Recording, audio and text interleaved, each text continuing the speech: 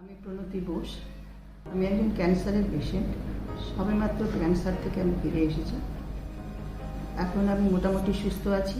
তাই ফিরে এসে ভাবলাম আপনাদের জন্য কিছু একটু রেসিপি লিখে যাই, রান্নার রেসিপি, যেটাতে আপনারা দেখে খুশি হবেন। আপনারা রান্নাগুলো মনে হয় হাত চেটে খাবেন। আমি বাংলাদেশে আজকে একটা রেসিপি দিচ্ছি, বাংলাদেশের চিংড়ি মাছের মালাইকারি। আপনারা খেয়ে দেখবেন কেমন লাগে। নিলাম 4টে চিংড়ি মাছে। আমি এবার প্রথমে নুন মিশিয়ে এটাকে ভালো করে মেখে নিলাম।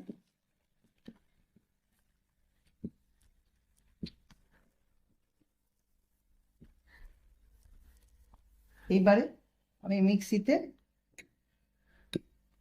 এই মালাইকারি বানানোর জন্য নারকোল, সর্ষে আর কাঁচা লঙ্কা 7টা কাঁচা লঙ্কা নিয়েছি। এবারে সামান্য জল দিয়ে এবং একটু হলুদ, 1 চিমটি নুন দিয়ে এটাকে পেস্ট করছি যাতে সর্ষের ঝাঁঝটা বেরোয়। এবারে আমি চিড়ে নিচ্ছি। যে বাটিতে আমি রান্না করব, সেই ভাপের বসাবো, সেইটাই আমি এখন তেল ঢেলে নিলাম।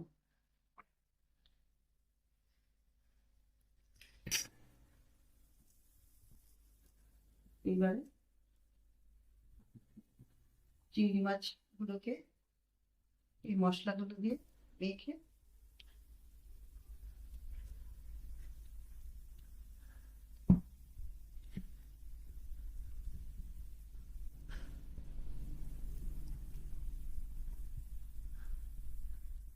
ভালো করে মাখতে হবে।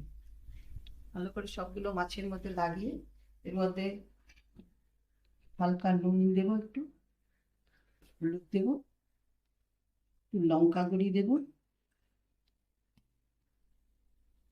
একটু গরম মশলা দেবো, সর্ষের তেল।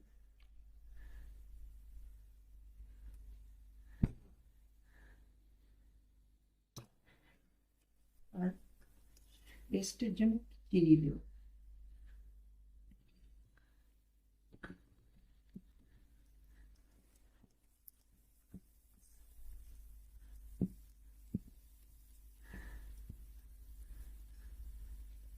এগুলোকে ভালো করে, মশলাগুলো প্রতিটি মাছের গায়ে খুব ভালো করে লাগাতে হবে।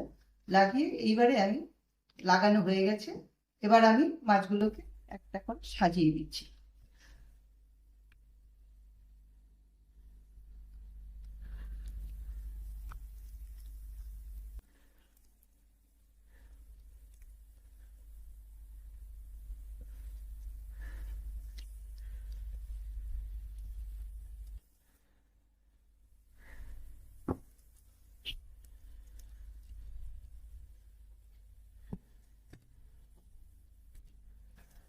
সাজিয়ে এর ওপরে একটু তেল দিয়ে দিচ্ছি।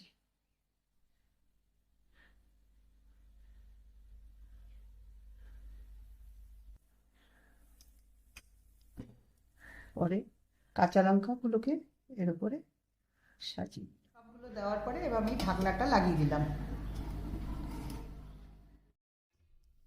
একটা কড়াই উপরে দিলাম। এরপরে জল দেব, খুব বেশি জল দেব না, যাতে জলটা না উঠে যায়। এই পরিমাণে জল দিলাম। এবার এটাকে ঢাকনা দিয়ে ঢেকে রাখলাম। 20 মিনিট রাখবো।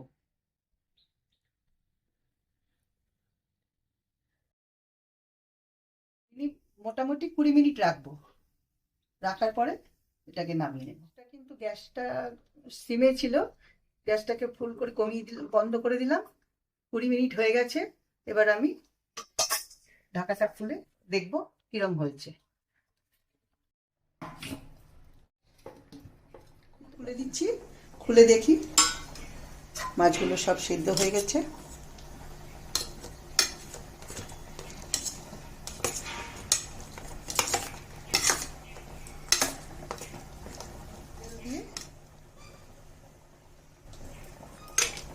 ঢাকা দিয়ে রেখে দেবো, যাতে স্মেলটা ভালো আসে, যাতে গন্ধটা ভালো বেরোয়। দেখি কেমন টেস্ট হয়েছে, তারপর আপনাদের বলছি।